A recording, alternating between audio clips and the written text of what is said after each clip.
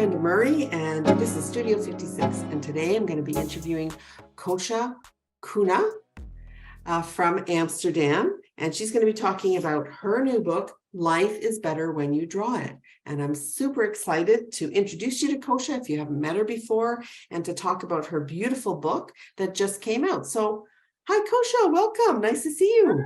Hi, thank you so much for having me. I'm so excited. I've been excited all day for this. Oh, that's great. So just to tell you a little bit about Koosje. Koosje is a Netherlands-based artist who began teaching online in 2013. Since then, she's taught tens of thousands of people all over the world how to create a daily drawing habit and how to live a more creative life, which I think is the most important thing. She's the creator of Draw Tip Tuesday, a weekly YouTube series of over 300 drawing videos. And she's the co-founder of Sketchbook Skool, a global art making community. And whether she's at home in the Netherlands with her musician husband or off on an adventure, Koosje always has a sketchbook in hand. And you can learn more about Koosje on her website, which is koosjekoene.com. And that's spelled KOOSJEKOENE.com. And we'll say it again later. Perfect. Yeah. So Koosje, I'm so excited. Your book came in the mail. It's very heavy. I was like, I know. wow, this is a really beautiful book with beautiful shiny pages. And like it's a really thick paper in here. And yeah, and so who publishes your book? I published the book. You published the book. Okay. Yeah, no, it's self-published, and it's funny, like you were saying, like it's heavy and it's thick paper, because the first proof that I got was kind of flimsy. It Oh, was it was thinner, and I was like, no, it just doesn't feel right. I wanted it to be not too heavy so it could be shipped all over the world, but yeah. I had to just make design choices there. Mhm. So yeah, but it's actually the printing and distribution is done by a company called Book Vault, and they handle all the distribution stuff. Yeah. So yeah. Nice. That's perfect. And so this book came out in July. Mhm. Yeah. And so what really, this is your first book? Yes, it Yes. is. Well, Okay. I did. Um, there was a book published with 40 of my recipes by They Draw and Cook, but this really is the first book that I actually wrote and yeah, made. I'm cracking up because I published a book, oh my gosh, 15 years ago.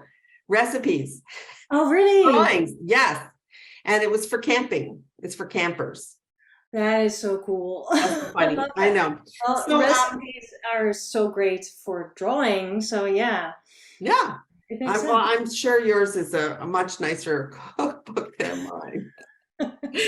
Um, so what inspired you to make a book? A friend of mine actually, she gave me a big push towards it. She also is the editor of the book, Suzanne Cologne, Mhm. and she actually told me when I took a sabbatical in 2020, she said, "Well, now you finally have time to write that book that I need." Because she loves drawing, but she keeps forgetting to actually make it a priority in her life. Yeah. And so yeah, she gave me the push, and I mean, I had been wanting to write a book for many years, but I just didn't have the time for it. I mean, I Yeah. was working, Sketchbook School was the thing I did, and it took up all my time. Yeah. And so once I moved away from Sketchbook School, and when I was a few months in my sabbatical, I started to just write and see if maybe it could become something. Yeah. And then 2 years later, this book came out. I feel like I'm holding up your actual sketchbook here. There's actually Mary. She's also here in the audience. Oh, The one nice. on the right, that's Mary Riggs. That's super. That's fantastic. And so Francine says, it's a beautiful book with fabulous illustrations. I love it. Congratulations. Oh, thank you. That's so nice. So nice, Francine. Try to show a few pages as we're talking. So Yeah. tell me about drawing as a way of life. You talked about drawing as a way of life in this book, and I totally agree that drawing can be a way of life and should be a way of life, especially for the people who are in this call, because obviously people in this in our audience right now are all creatives. Right, right. Yeah, and I think practicing to the what's no preaching to the choir here.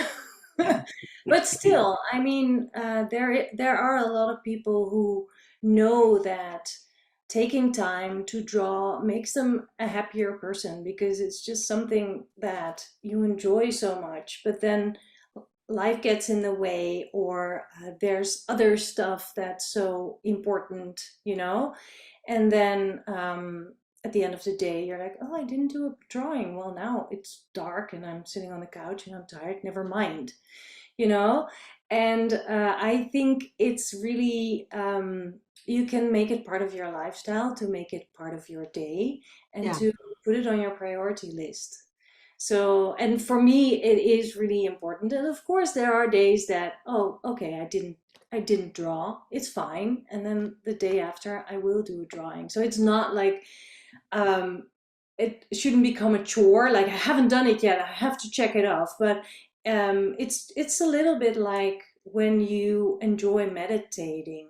You don't have to do it every day. You can do it every day. It's easy. You can do it just for a minute. Just watching, listening to your own breathing, Yep. and you've done it, and to me, drawing is meditation. Definitely, it is I just ground myself by doing it. If I'm like restless or whatever, I just grab my sketchbook and I do a drawing, and I'm back to myself. Yeah. So yeah, that's for me, that's the role of drawing. So yeah, life is better when you draw it. That is just really true for Life me. is better when you draw it. It's so true. I find myself, if when I'm drawing, I'm not thinking about anything else. Life, No, exactly. everything just falls away. You're looking at your paper, you're looking at your subject, and you're focusing, and there's Yeah. some problem solving going on in your head, but it's a happy problems to solve, and they're not that important. No one's going to get hurt if you don't solve that problem of your sketch. And I could have a whole crowd of people standing right behind me, breathing over me, and I can see the shadow on my page. I can feel them breathing on the back of my head, but I don't care because I am just focusing. And Yes. and you feel this great sense of peace and contentment, right? Like you just feel kind of centered. And I think that is exactly what people love seeing if they are looking at you drawing. I mean, of course, they're like, wow, she's drawing something interesting. And oh, yeah, I can actually see that she's drawing the window of that building right now. And, that is very interesting. But a lot of the time, it's also just the Zen kind of feeling, Yeah. that the vibe around you that people really like. And Yeah. just the fact that you are a drawing in the street, on location, whatever, that's just what people really love. Mhm. And I know that a lot of artists are like, oh, it's so scary to draw outside, to draw on location, because what if people see me? But that's, it's exactly how you say it. Like, yeah, you know that they're there. Oftentimes, I don't even notice, No, by you the don't way. even know. Yeah. But if you notice, it's like, usually I just sort of, try to say hi or whatever. And then they either leave you or they chat a little, and then you can just do whatever you like. You can have a whole chat about it while you are drawing. But usually people are like, oh, this is so exciting that you're doing this. And I used to draw too, and I don't Mhm. really do it anymore.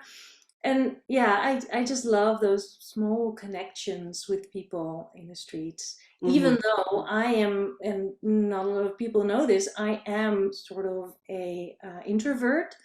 So for me, the sketchbook is also an easy way to just connect to people randomly, Yeah. which is another, extra bonus. Hmm. Hmm.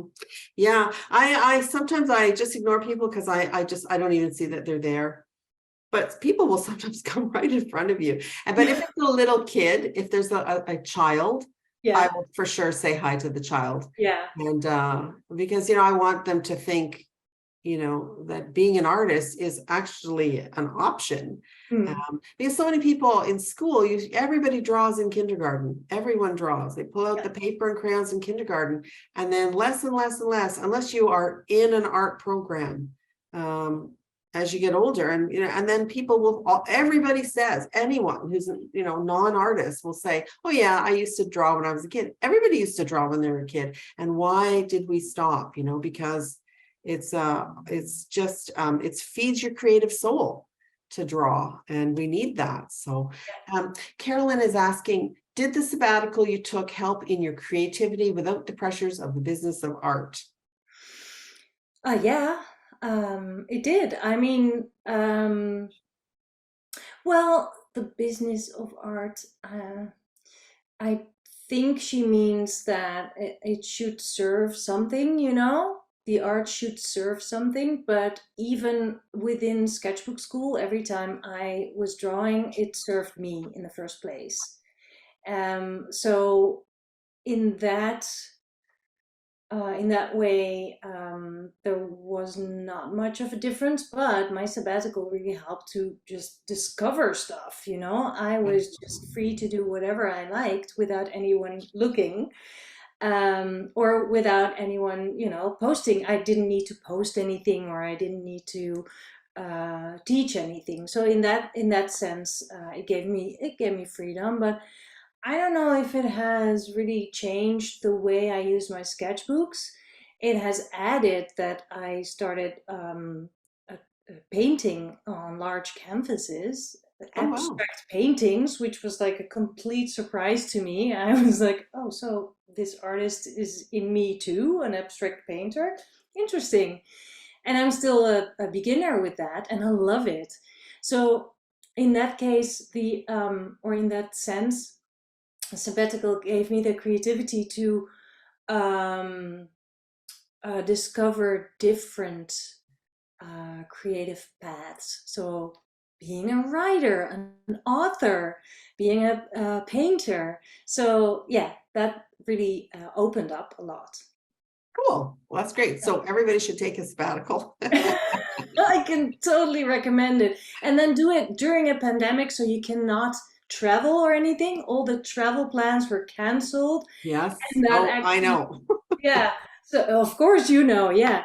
So all the plans that I had, like, well, in my sabbatical, I'm going to travel the world and I'm going to go there and I'm going to take that workshop. Nothing of that happened, but it was a good thing because it made me, turn back to my creative self. It gave me a lot. So Yeah, yeah. that's so cool. So I think we should probably we can keep talking, but let's I'm going to turn off my video camera now, and let's share I'm going to share my screen so that people can have a look at your beautiful sketches. Haha. Okay, so a collection, beautiful and Yeah. simple and charming and lovely. Yes. Well, talking about illustrating food, right? Hmm. These are the kinds of things that I really love doing. And a lot of times people ask me, like, how do you get ideas? I'm like, well, look around you. And this is actually something I did a lot at a certain period in life where I would sit down and draw at the end of the day. And then I would be like, well, what did I actually eat today? That would be interesting to draw. So that's, yeah. So during the day, sometimes I would actually write it down so I knew what not to forget. And of course, I always forgot something because you eat more than you think. But yeah, I love I love these kinds of collections. It's just topic that I can never ever get enough of. I love this too. I love this drawing. It's so fun. It's so simple, so charming. It's lovely. So maybe I have a few questions written down here I want to just ask you, Koosje. So maybe you can talk a little bit about your inner critic and how to Mhm. deal with the inner critic. Yeah, so the inner critic will tell you, well, why are you drawing your food? Or what is happening with this drawing? You are just really, everything is out of proportion. This is going wrong, and you better stop doing this because you're just wasting your time. Um, but throughout the years, I learned to just sort of push through. And also I learned that the chatter of the inner critic is just part of the creative process. Everybody has this voice. Even people who are such, famous artists, they have an inner critic as well. So yeah, I do have, like, I guess, enough experience to know that if drawing goes wrong, so to say, like if I make a mistake or I can see like, oh no, the proportions are way off, I just keep going, because it is really about enjoying that time with my sketchbook and my pen.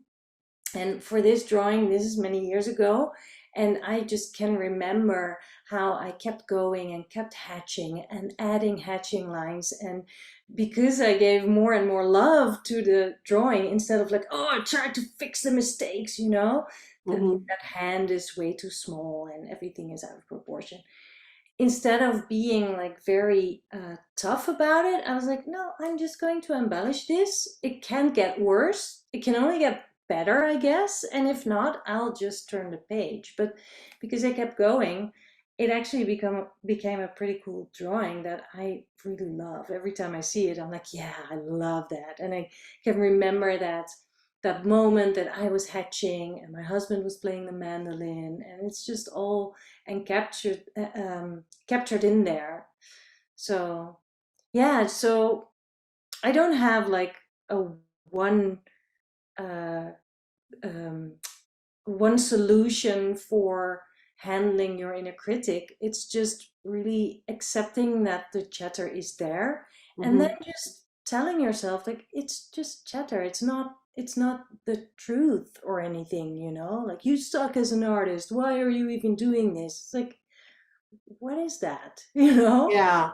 Um, so I think it's also, again, a little bit like meditation, that all kinds of thoughts come up, but you can observe them and not really do anything with them and just keep going, breathing, and so I think that might actually be a good way to look at it. Like, Yeah. you can observe it, but you don't really need to listen You to can just ignore that. yeah, it's like a bully just screaming. And And we are our worst critics. oh yeah, absolutely. Yes. Excuse me. Koosje, this your husband you mentioned? Yes, this is my husband. Yeah. Excuse me. Um, so I noticed in the book, you said even a bad, excuse me, you said even a bad drawing is better than, oh my goodness, better Oh than no. no. Take a sip. Take a sip. Even a bad drawing is better than no drawing, right? Yes, can you talk about that? Well, it's also a way to deal with that chatter, like, oh, this drawing is going to suck. Why are you even doing it? Well, even if the drawing isn't that great, and I mean, what does that even mean? But still, then it's better than the drawing that you didn't make at all. And I think that's also, people often, or some people tell me, well, I have a very critical partner or whatever who says like, well, that doesn't really look like anything. I'm like, well, tell them to do it themselves then, if they think they can do it better. And also, sometimes it's not about likeness or about a pretty picture. It's really about you taking that time to, like with this drawing, to just sit and order a cappuccino, treat yourself to that, and treat yourself to drawing time. That's really what it's about. And if you can relax in that moment and in the thing you actually allow yourself to do, then it might actually turn out pretty great, I think it was Mark Tower Holmes who said that you have to get your bad drawings out so that you can move on to your good drawings. Yeah, I think that makes sense. Yeah, because also every time you do a drawing, no matter how it turns out, you learn so much, you know? Mhm. I remember trying to work out the pen that I was using here, and it was a little bit scratchy on the paper. Well, I wouldn't have known that the pen and the ink would react on the paper the way it did if I wouldn't have tried the drawing, and I was like, oh, the papers, the newspapers that I'm trying to draw, they are crooked and I don't know how to draw the folds and everything. But then if I wouldn't have made the drawing, I wouldn't have learned about that pen on my paper. So next time I know how to, what to expect. Right. And I know that somebody coined the phrase of putting in your 10,000 hours so that you can get better Right. at certain things, so you can become more of an expert at certain things. And I don't know that drawing is about necessarily becoming an expert, but you really are not going to improve until you actually put your pen on the paper and Yeah. make a lot of drawings. That's really the only way. Exactly. Isn't it like in sports as well? Like you have to try 100 times to score one goal or something like that. It's Right. like, how many times will you miss? And is that a reason to stop playing the sports that you love so much? It's not. It's practice. It's all practice. And Mhm. the great thing is that the practice also can bring you a lot of joy. Yeah, yeah. When I'm looking through your book here, I can see that you are using a lot of different materials, a lot of different tools. You're experimenting. And Yeah. Mo is asking, excuse me, Mo is asking, what's your favorite tool? Yeah. Okay, so I am using a lot of different tools because I like um, challenging myself a little bit. I don't want to get used too much to the tools that I use or the sketchbook that I use. That's why sometimes I have a larger sketchbook and sometimes a smaller sketchbook. I change up the format, so every time I have a different experience, I need to discover a way to work my way through the sketchbook. But I do tend to, I really like ink. I like lines, even if this drawing, for example, is done with a, what's it called? The pocket brush pen, the Pentel pocket brush pen, Yeah. which is a little bit more painterly, but still it's based on line. And a lot of times that's what I choose for my main tool. So I use a Pentel Pocket Brush Pen. I love using this Sailor pen, fountain pen with the calligraphy nib, the Fude nib, because it has a little bit of an unpredictable line. And if I want a bit of a thinner line and a straight line, I use a Lamy Safari fountain pen. And all of those, I love using that, combining it with watercolors. This particular drawing that we're looking at is actually, the gray is a brush pen. I think it's a Pitt, Faber-Castell Pitt brush pen. I'm not sure. Mhm. It But looks that like it. actually, yeah, this was quite a small sketchbook, and I remember carrying just that sketchbook, a black pen and a gray brush pen, black brush pen and a gray brush pen, because I mean, who needs color if you have these two things, Mhm. So And that's always what I tell people. Like, if you go on location, I tend to bring too many things because I'm like, well, maybe I want to use all my colored pencils. So I bring my roll of colored pencils, and I will bring all my pens.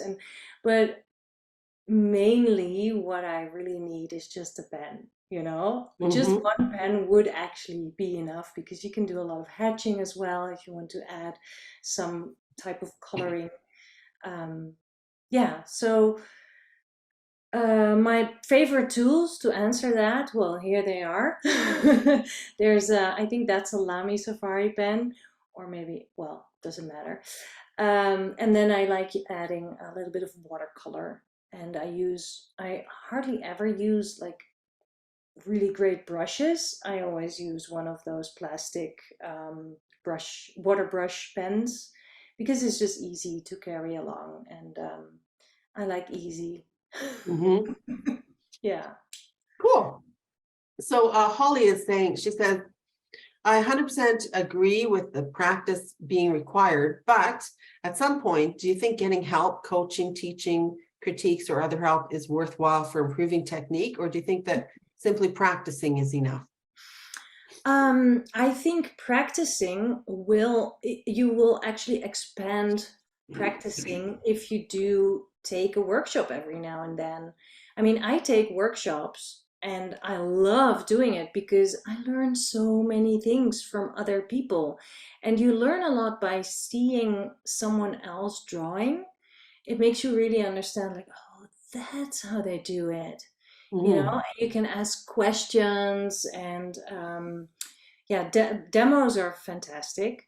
Critique, I'm not so sure because I think if you're looking for a sketchbook practice and just having fun drawing, um, who needs someone who tells you like, well, your colors aren't great, or you need more of this, or you should do that, or I would do it so and so. I mean, when I teach workshops, I definitely um, try to help improving, and then often it is really about adding contrast or brighter colors, but I don't really think that's critique. Critique is feels for to me it feels too much too artsy, too arty. And the sketchbook practice for me is such a personal thing that nobody should actually tell me how to do it, you know, unless I Yeah. ask them, like, how do you do this and how would you approach this? Um, but yes, you can learn a lot from other people. And of course, you can practice, but if you don't know what to practice, then maybe you don't improve that much. I am always very curious, like, how should I approach this? You know, if I want just one color in my drawing, how should I approach this? And then I just Google or I go and find some art of illustrators that I really, you know, whose work I love. So being curious definitely helps for your art practice, for your drawing practice. I hope Yeah. that answers the question. I totally agree with that. I think being curious, I think that's a really important characteristic that will help you in your Mm-hmm. art practice. And I also agree with what you had to say about critique, because sometimes you've got an art teacher who's going to be projecting onto your sketch their own vision for Mm-hmm. what your sketch could have been. And Mm-hmm. whereas maybe what you just really need is specific techniques, a little coaching about specific techniques, Yeah, somebody is exactly. struggling with 1 point perspective, for example, and maybe just getting somebody to explain to you how this works exactly, and where you could have improved in that specific skill. That I think is more valuable than just a generalized critique of your art. Yeah, exactly. I think that that is a great point.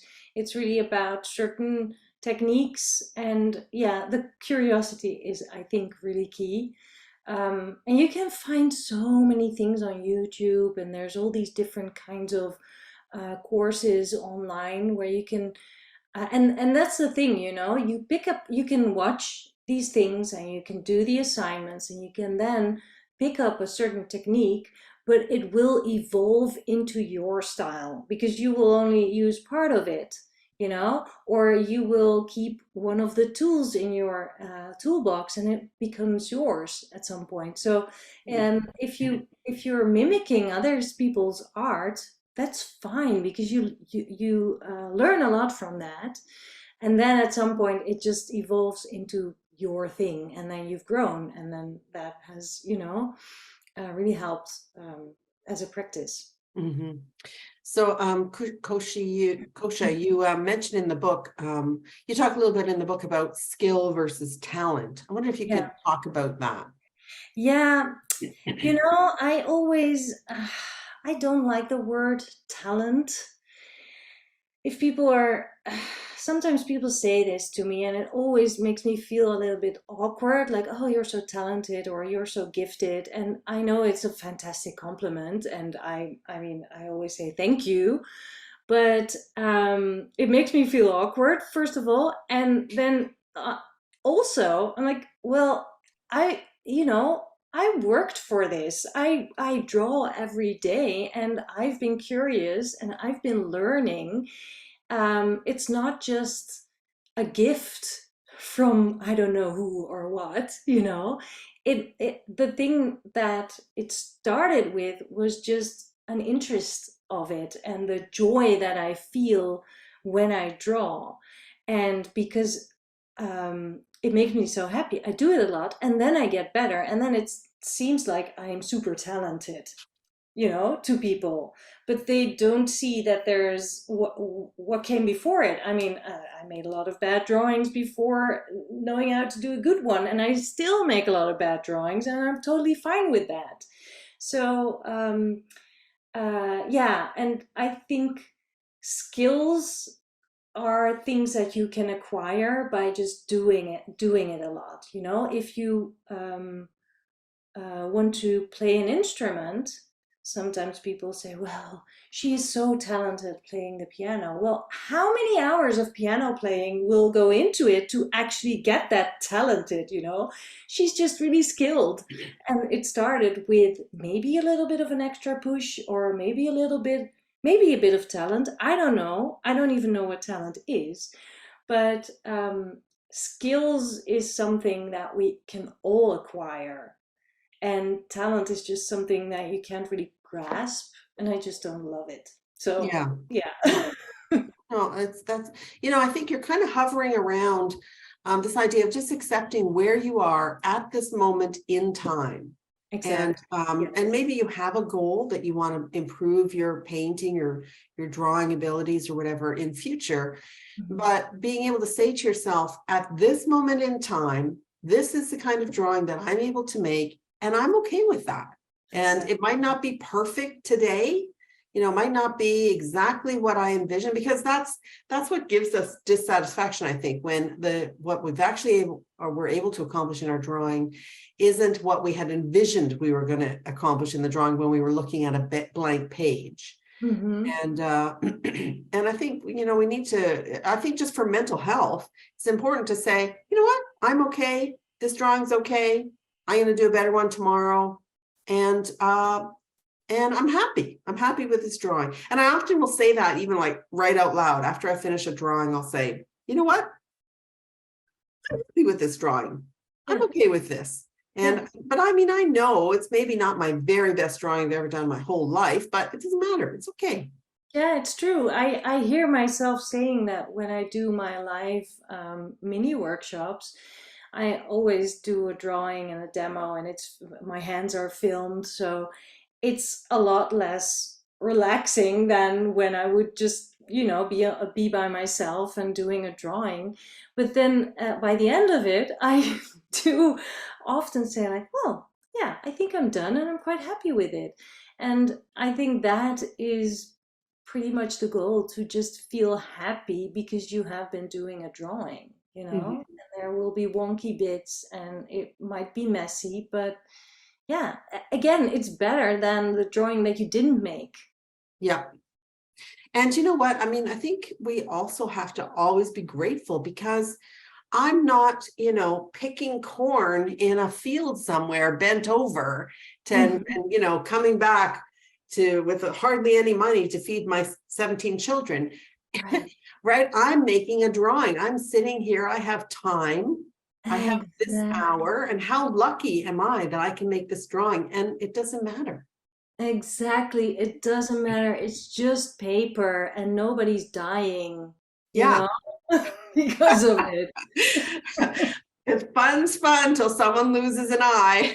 Yeah, exactly.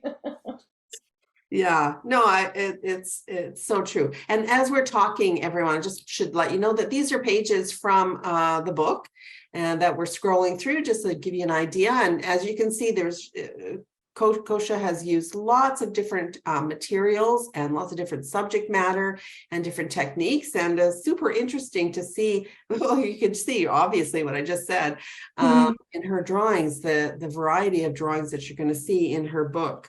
Koosje, tell me a little bit about people who inspire you, and if you, what do you do if you sort of feel like I don't really feel so inspired today? What do you do to solve that?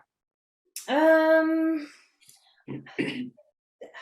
I never really think I don't feel inspired today.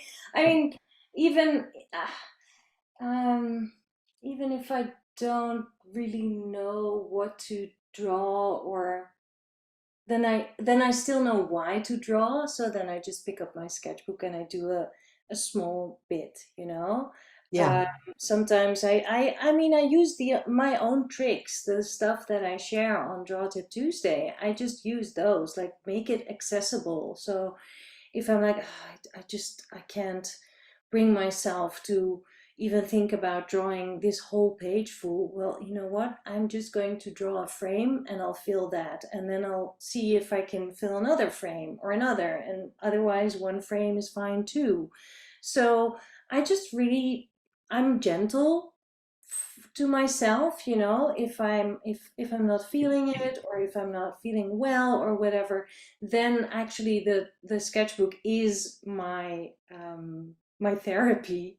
So yeah, and yeah, I never really think about inspiration because it falls a little bit in the category of talent. I'm like, well, inspiration, what is that even, you know? I mean, I just need to pick up a pen and start drawing, and then it'll happen. You know, yeah. I'm drawing instead of waiting for the right moment or the right subject to come along. That's not going to happen. I need to do this, you know, to make it happen.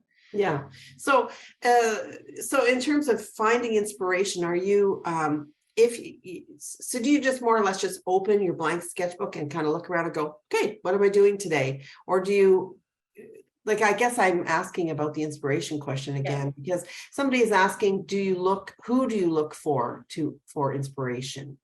Yeah. So, first of all, your question. Yes, sometimes I just pick up my sketchbook, I look around, and I'm like, okay, what do I draw? And then often it will be my feet, or my mug of coffee, or my husband. There you go, or my feet and my husband, and um, and sometimes I just dedicate time. So I'm like, okay, I'm picking my sketchbook, I'm grabbing my pens, and I'm going outside to draw. And then I just go find a fun place to draw. Um, who am I looking for inspiration? Well, there's a few artists that I follow online that I just love their work, and I think I'm influenced by them, and I'm happy that that's true.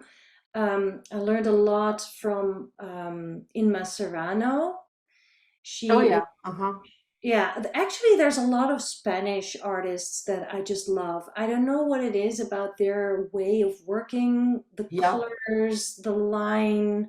I totally agree with that. There's something about the Spanish artists. Oh my goodness. I mean, in Macerano, Santi Sayes, I took a Yeah, workshop with him. I'm just amazed by his art. yeah, I learned a lot from Miguel Herranz. yes, He yes. was doing a lot of urban sketching. I learned a lot from him. Mhm. Um, and then there's, what's her name? I'm so bad at names, but Oh, there's like there's a whole bunch of yeah. and of course Swarovski. I love Swarovski's way of. He has a very loose style. I absolutely love that. I Mhm. don't know what it is about Spain or about Spanish Well, art. my theory is that it has to do with the way they're teaching art in the art schools, Yes. because it's just different from what you're getting here, Mhm. where I am. And I noticed that I started to see a pattern as I was interviewing all of these artists that you just mentioned, Yeah. that there's something very similar. And actually, I'm seeing it in your work as well, but maybe it's just because you've absorbed so much, that there's a kind of a feel about their art and their approach to it that is somewhat similar, not not alike, but there's some similarities there. There's sort of a feeling about the art that's similar. And I realized, oh, they're all the Spanish ones. What's going on here? And I think it has to do with the school system, the way they teach it or something. Yeah, it might be true. Yeah, I don't know. I don't It's know. very interesting because yeah, I don't really think about it, but once I started to think, I wanted to list a few names. I was like, those are all Spanish." Yeah, Fair. I know. Yeah, I know. yeah. Um, so let's see. Jeanette is saying she agrees about the Spanish artist. She adores also Tommy Kane's work. I think Oh he's from New yes. York, right? Mm-hmm. Uh, and Jarette, and I apologize if I'm not pronouncing your name properly. That might actually be Gerrit. Oh, Gerrit. Oh, I would never have guessed that. Gerrit asked, do you always draw from life, or do you also use photographs as a reference? Oh yeah, that's a good question. I draw mostly from life. Because I just don't enjoy drawing from photographs that much. Sometimes yeah, not so long ago, I was drawing somewhere and then I was meeting a friend and my drawing was not even halfway done. So then I took a picture of the place that I was drawing and then later on I finished it at home and I was like, what am I even doing? I'm not even sitting there anymore. It's not, you don't have the same vibe anymore. Yeah. And you have a different view from a photo than from, when you're actually sitting and seeing everything in 3D. So I don't often do it. Sometimes I like using window swap. Do you know that? It's No, I don't. No. window, I think window-swap.com, and it opens windows videos, like 10-minute videos filmed out of windows from all over the world, and then you can draw that view. I love doing that. I like that. Wow. But you Yes, only have 10 minutes? but you can put it on loop, so you can do it. Oh, okay. But Yeah. you shouldn't forget to put it on loop because otherwise it just flips to the Wow, next. that would be fantastic. It's really fun. Yeah, it really Yeah. is fun. So, so that is sort of drawing from a photo, at least from a screen. Yeah. And I also do like sometimes I have some friends who don't live in the Netherlands either, and we meet up on Zoom. Joanna is here too. We do that, and then we travel on Google Maps or Google, the Street View, and Yep. then we go somewhere together and we virtually sit side by side and then draw that view. So in that sense, I do sometimes draw from photos, but mostly I draw from life because I just like it more. It's more Yeah. challenging. It gives more life to my drawings as well because there's a certain time you have for it, and especially when you're in the street, people are moving, things are changing, and yeah. Yeah. So so that's why I like drawing from life. Yeah, I enjoy drawing from life so much more. But it also has to do with just being there and Yeah, being exactly. in that situation and hearing the dogs barking or the people talking or Exactly. music playing. I really much more enjoy drawing from life, but you can't always do it. And here in Canada, forget it. You're not drawing anything on the street Yeah. from basically now until until like next April. Yeah, So you have to sit in your car and put the heating on or something. yeah, and remember to have the car running and Yeah. don't, because otherwise the battery will die. And I'm Yeah. talking from personal experience. Oh no, yeah. But it feels a little bit like, because drawing in my sketchbook feels a little bit like journaling to me. So drawing from a photo feels like journaling about yesterday. It's not Mhm. as direct. Yeah. Yeah, like yesterday I felt this and that, but then you don't really feel it anymore, so it's hard to write it down. Mhm. And Yeah. speaking of feelings, so Carolyn asked this question. She says, do you feel your art or any art form Mhm. is an inner conversation or feeling expressed in an outward form? She says, I find I cannot draw unless I feel something. Oh, that is interesting. Yeah. Hmm. Because I think it's true that you pick your subject because it speaks to you or it makes you feel in a certain way, or you Mhm. are in a place and you're like, oh, I'm sitting in the sun and I have a cool drink and all these people look so great in their colorful clothing and it's becoming summer, yay. And then you feel that, and then you start drawing and it will be captured with your line. But sometimes it's also the other way around when I'm like not so inspired, if we want to use that word. Mhm. As soon as I do start drawing, and then I'm like, well, okay, I'll start with this glass that's in front of me, and then I'll see where it goes. As soon as I start drawing, I start feeling something. It does feel a little bit like dancing. Like, well, I just move my feet, see where it goes, and then the pen is just dancing on the page, and then before I know it, I've drawn the glass, and then I draw what's behind it, and then yeah, I do start feeling something that then is also captured in the drawing, and then when I'm done drawing, I feel better. Cool. Yep, I think that's true. But Mm. I think some people have a more of an emotional connection to their art than other people as well. Uh, Mm-hmm. some Yeah. people seem to really feel very emotional about their art. Yeah. I think to me, I'm trying to find a sort of an analogy. Yeah, But yeah, I wanted to try the analogy with working out or something, but that's also something that can be really hard for people. But when I don't feel like working out and still I do go to the gym, I feel so great after, you yeah, know? And I think that little bit of it's endorphins that you get, all that kind of stuff. I think you can it's drawing is a little bit like that. You yeah. just have to push yourself a little bit maybe. Hmm.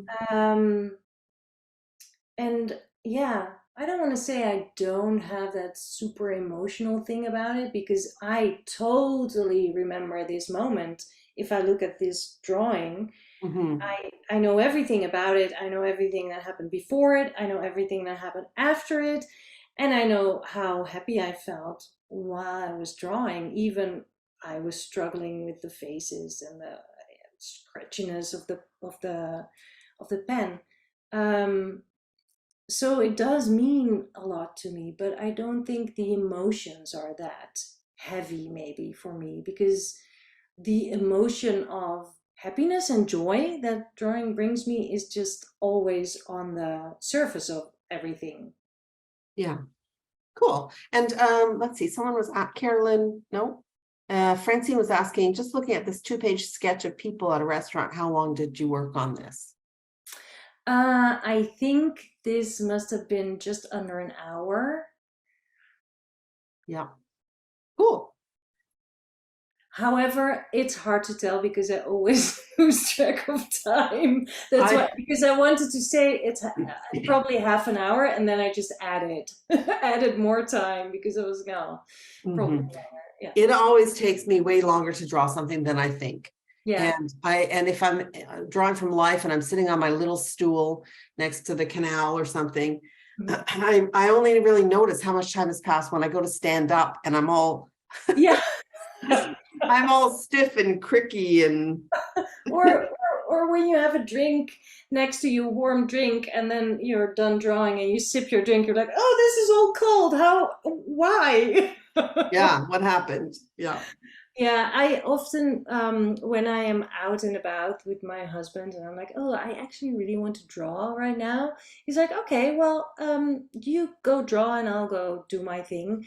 What time, how long do you think it'll take you? And then I'll be like, oh, just 30 minutes. And then he will always say, okay, I'll be back in an hour. He's like, Yeah. she Yeah. never does it within 30 minutes. No, I know it's amazing. And I will try to sketch as fast as I can.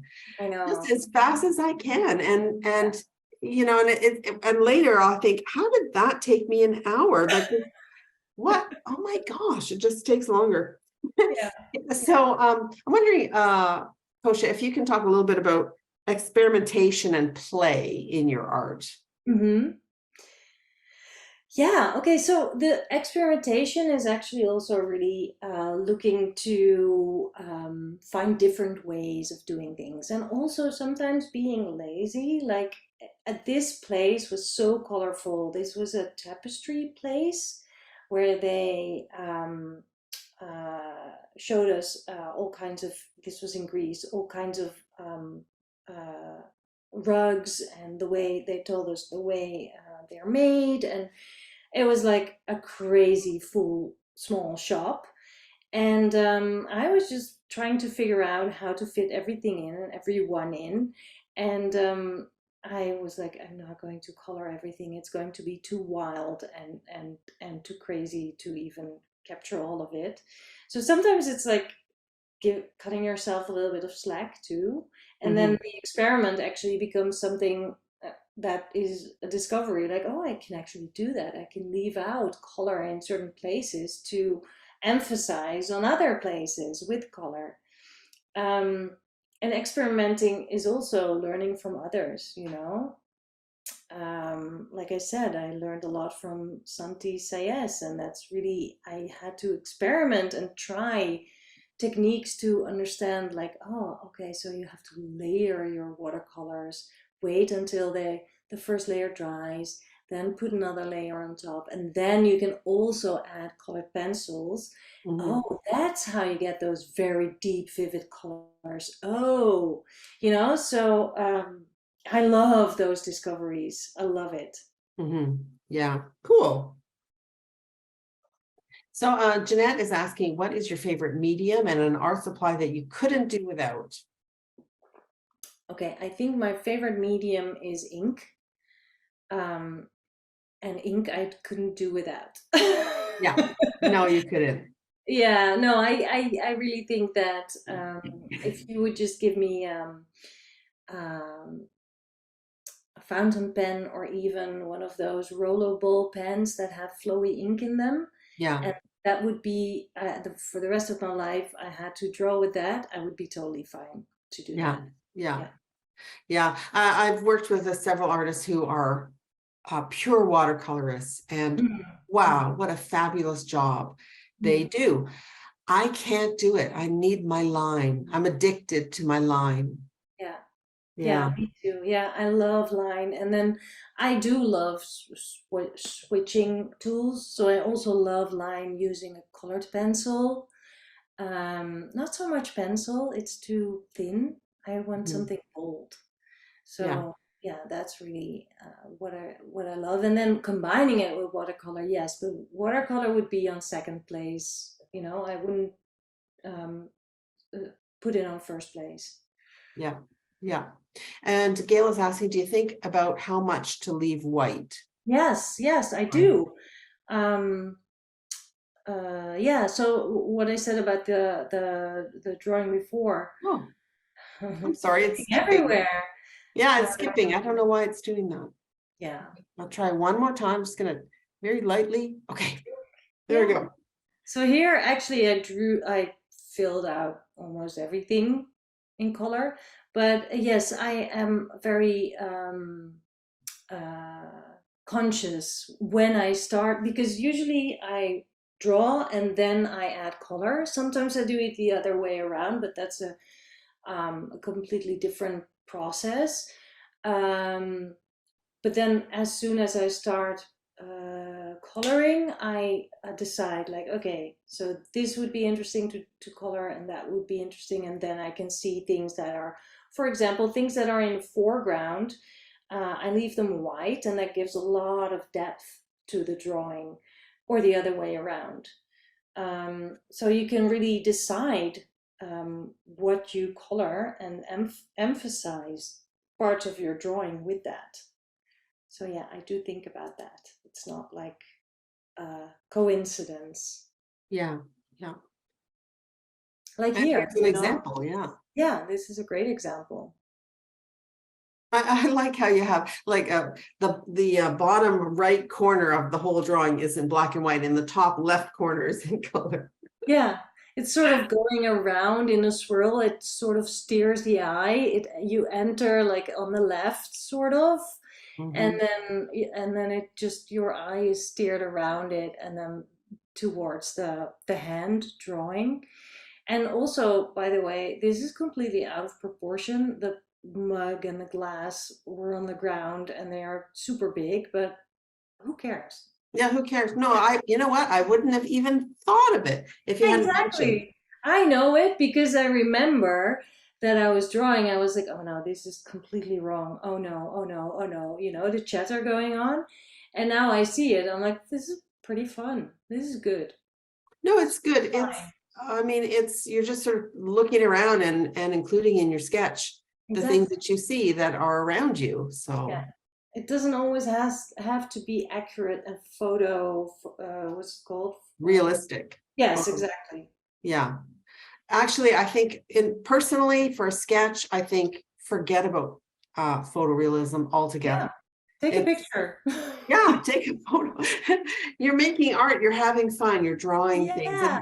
and and sometimes just by drawing, you can make something that looks super mundane Yeah. and it can become very charming because you've put a black line around it and it's suddenly you go, oh, that's really cute. Exactly. Or a super dark a shadow or something. Uh, Mhm. or you just move things around. You're like, that chair is actually more to the right, but I want to include it in my drawing. I'll just put it a little bit more to the left. Who knows this? Who will know it? And who cares? So Yeah, you can totally edit in your drawings too, which is great. that's right. And here we go. This is your book. Life Yay. is better when you draw it. Fantastic. Yes. Right. So I'm going to stop share. If you wouldn't mind to put your Yeah. video back on. Thank you so much, Koosje. That was Yeah, it was that fun. was really fun and really interesting. And so if people are interested in buying your book, which I hope they are, how do they buy your book? Where do they go? Okay, so on my website, there's a whole page about where you can buy my book. The best way uh, for me, if you want to support me as the author, go to the Great British Bookshop. That's just the best way to get it. But it's also available on Amazon and on Book Depository. So yeah, Great. Well, thank you so much, Koosje, for telling us about your lovely new book. And I wish you a lot of success with your new book. thank you. We're going to say goodbye to Koosje now. And I hope everybody will stay on the call because I have some really exciting announcements to make. So just hold on. Koosje, would you like to have a final word? Well, thank you, Brenda, for inviting me for this, because I really, I just really enjoyed this. And thank you all for attending. 39 attendees, yay! Even, even if you don't feel it today, just do a drawing. Just do it. Because you will be feeling better. So Yeah. that's what I wanted to say. Yeah. Thank you, Koosje. Bye for now. We'll see you, Koosje, later. Bye. And I hope people will stay in the call. I've got a few announcements to make.